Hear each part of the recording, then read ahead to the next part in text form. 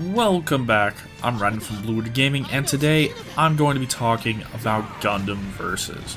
Now, I know that this video is a bit late, but I wanted to actually dive deep enough into Gundam Versus to get good thoughts on it, because I've seen quite a bit of other people just kind of gloss over the surface of Gundam Versus when they play, and then they end up giving the game a bad review or something like that. So let's actually jump into it. Now, starting out, if you don't know what Gundam Versus is, this was originally a Japanese arcade fighter, so that's why it has some of the things that it does. It is a 3D fighter. There's a bunch of different movement abilities. Pretty much every single character has a movement ability, and the actual play styles of the different Gundams, while they do vary from Gundam to Gundam, this game benefits it benefits the players for having a good understanding of the basics more than some other games. Like with Tekken, you can be really good with one character and then be moderately okay to even being terrible with another character. Where in Gundam Versus, if you have the basics of the movement system down and just some strategies, you can pretty much be good with every single Gundam in the game. So another thing that's coming up is some people don't know much about Gundam going into this, and I have to say that this is not a very good game for that. This game does not explain pretty much anything about Gundam. If you don't know about the different Gundam series and what are in some of them, then you're going to have a bad time with this. Now, granted, you can still play it as just a regular fighter, but it is going to be just a pretty bare-bones fighter for you if you don't know much about Gundam. Now, you don't have to know everything about Gundam. I've only seen 3 of the shows and 2 of the movies, so I know that there are tons of different Gundam series out there that I haven't seen, but you just need to have somewhat of a grasp of the Gundam series to actually get something out of this.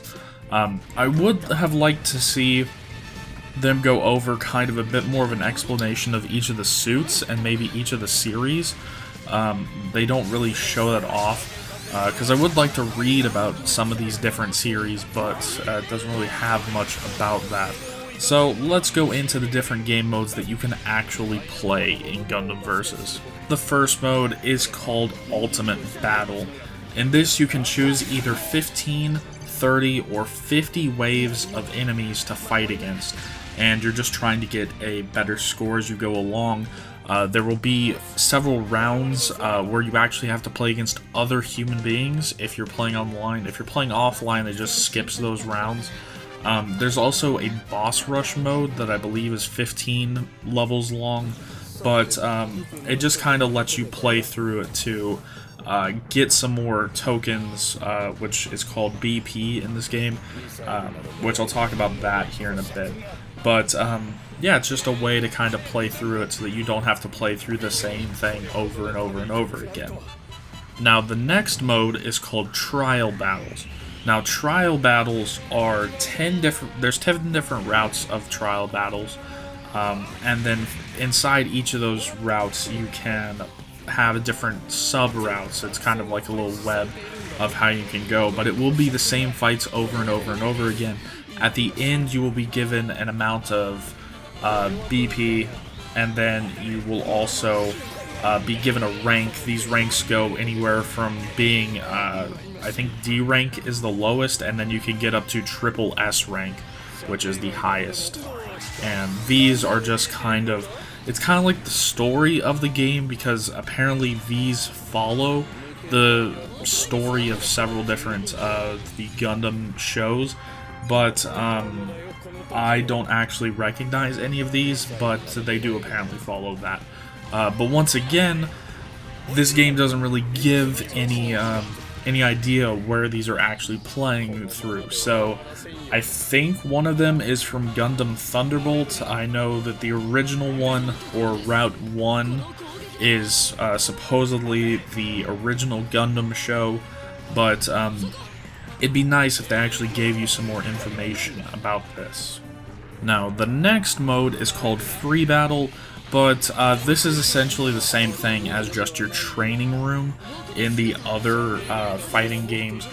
This is a place where you can set up computers to either just stand there or fight against you and different things, and you can really try out Gundams here, and you can try out all the different maps, and this is really just the training room to help you actually fight with stuff if you don't want to go through the ultimate battle or the trial battles, or go all the way back into the tutorial mode.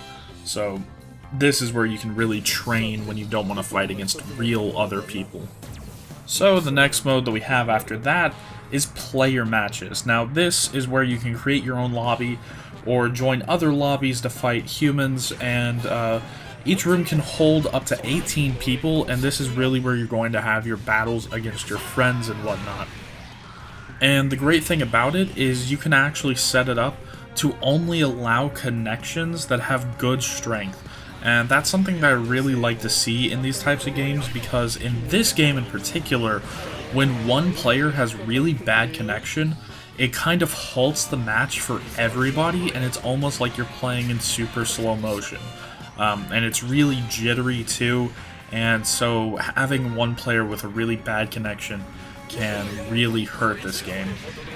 Now moving on, let's move into the two game modes that you will be playing the most, and that is casual matches, where you can have quick fights against other random human opponents. You can choose either 1v1, 2v2, or 3v3, and I'll go into a bit more depth about how each of those play out here in a bit. And then there's also a ranked mode where you play predominantly 2-on-2, because that's how this game is designed to be played.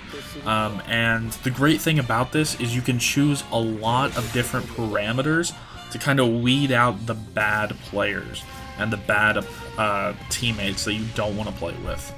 So to go a bit more in depth with that, to even play ranked mode for the first time, you have to play 50 casual matches. That's quite a bit. So that right there cuts out a good number of players that are just bad. So you have to play 50 casual matches just to play ranked, and then from there you can auto-reject teammates that have bad connections. You can also auto-reject teammates that play a specific cost of Gundam, which I'll get into the cost of Gundams here in a bit. But just different things like that really add to the ranked mode. Now, if you do happen to like to play some of the high-cost Gundams, or your connection isn't really that good, well, this game might not be for you. It's probably not for you, because with the addition of these settings, you can really, you're probably not going to be finding very many matches with a bad connection, because we can just filter you out. So if you have a bad connection or you play really high-cost Gundams, ranked might not be just for you. So now I'm going to go a bit more in depth into like picking a Gundam and Gundam costs and different things like that, because these actually do play a big part in Gundam Versus. So when you are first picking out a Gundam, you get to choose from a good selection. I think that there's almost 100 at this point. I know that there's at least 90 non-DLC Gundams, and then there's like 6 or 7 DLC Gundams that they already have. And these are put into several different categories. Now, Gundams can either be, they can be one of 5 different fighting styles, and then they can be one of 4 different costs. So let's just go over the fighting styles first. There is actual melee, then there's shooting, and there's various, but various is also broken down into various but with an emphasis on melee, and then various but with an emphasis on shooting. So those are the 5 different fighting styles. You can really like find the play style that you want, mostly just by looking at this. And every single Gundam in the game is split into one of those 5 categories. Like, I've found that during the open beta, I really liked the shooting Gundams and the various, but emphasize on shooting Gundams. But with playing the actual game, I found that I like melee Gundams and various attack-style Gundams with an emphasis on melee. So you can really like weed out a lot of bad Gundams, or Gundams that aren't for you, just on their fighting style. The other way that they're categorized is by their cost. Now, their cost will actually tell you several things. The first of which is about how much health they're going to have. Then the other thing is about how much damage they're going to be able to do. Now, the cost varies. They're either 200, 300, 400, or 500 cost. And that really ties in heavily to your life total in the game. So, excuse me, to actually go and talk about it in the sense of how you're going to be playing, when you are playing 1v1, you have 600 team points to begin with. So let's just say you are playing as a 500 cost Gundam, one of the most expensive Gundams in the game. So the game looks, when you first spawn in, it sees, oh, you have 600 team points. So you start out with 100% of your health. Then once you die, the cost of your suit is subtracted from your team points. So if you're playing as the 500 cost suit, 500 minus 600 is down to 100. So then once you spawn in again, it checks, oh, you only have 100 team points left for a 500 cost suit. So you only have 1/5 of your starting health. And this goes along the same way as the 400 costs. So starting out, you get 100% health. Then when you die, you go down to 200 points because you're playing as a 400 cost, and 600 minus 400 is only 200. So it checks, and you only get half of your starting health. Then 300 and 200 costs are a bit different because they evenly go into 600. So for a 300 cost, you get 2 lives at full health. And then at 200 cost, you get 3 lives at full health. And that changes when you go to 2v2 or 3v3. In 2v2, I believe each team starts out with 1,000 points. So in a 2v2, you could have a 300 cost suit start with only like 2/3 of its health, or 1/3 of its health. And then in 3v3, I believe you start with 1,600 points. I could be wrong about that. It could be 1,500, but it's some amount of points up in that range. So playing as a lower cost Gundam is kind of better because you get to die more often, or you have a little bit more leeway with that. You're also not as big of a burden on your team if you do die.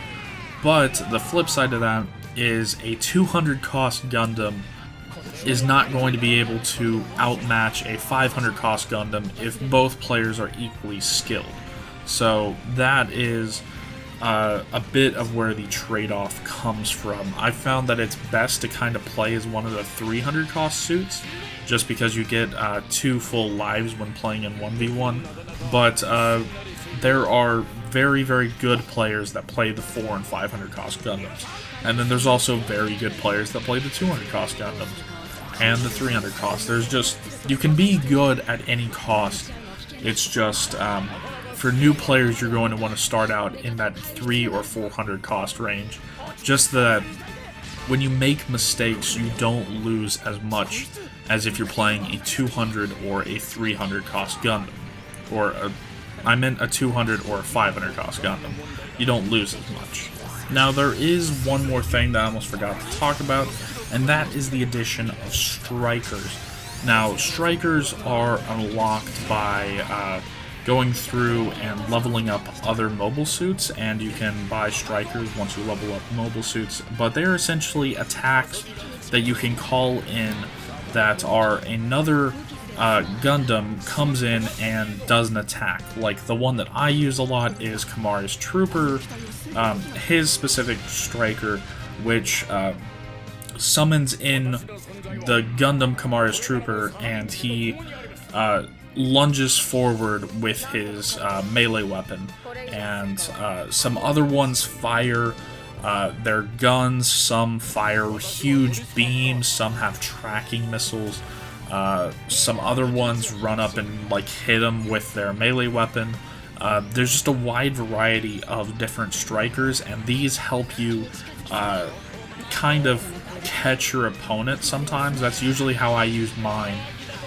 These can also help with like range, and they can help you in melee if you're not a melee character, and there's just a bunch of different uses for your strikers. But that is something kind of special to the Gundam Versus game and the Gundam Versus series. So now let's move on to my final thoughts. So in short, if you like Gundam and if you like what you see, this game is definitely worth it. I've had a ton of fun with this. You get to play around with a bunch of different Gundams. If you're looking to play one particular Gundam, you might want to check the character list, because I know that there are still some Gundams in here that they haven't added yet. They are adding more. It seems to be that they're adding about 3 new Gundam suits a month. So far, the DLC has always been $5 per new character, and so you really get to choose which characters you want to buy and which ones you don't. I don't think that there is a season pass for this, just because I don't know if they even know how long they want to carry this on for. So yeah, overall, I think that if you like Gundam and if you like fighting games, then pick this up. If you're just a fighting game player that doesn't really know much about Gundam but wants to get into a new fighting game, then I would wait for a slight sale, just because some of the stuff in the background and some of the stuff that people talk about and some of the moves and whatnot to expect, you might not know by not having a basic grasp on Gundam.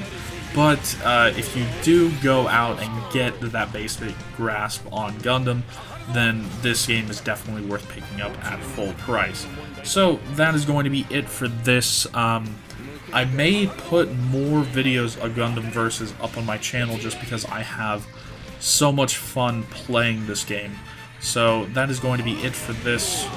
Remember, as always, I'm Ryan from Blue to Gaming. I'll see you guys in the next one.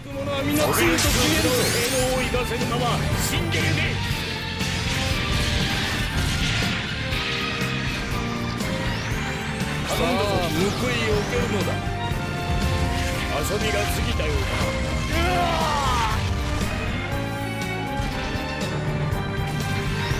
無警戒ではないか。いい的だ。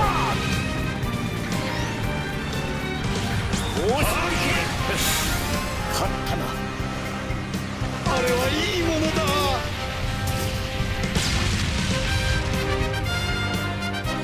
こうも簡単とはな。いささか拍子抜けだ。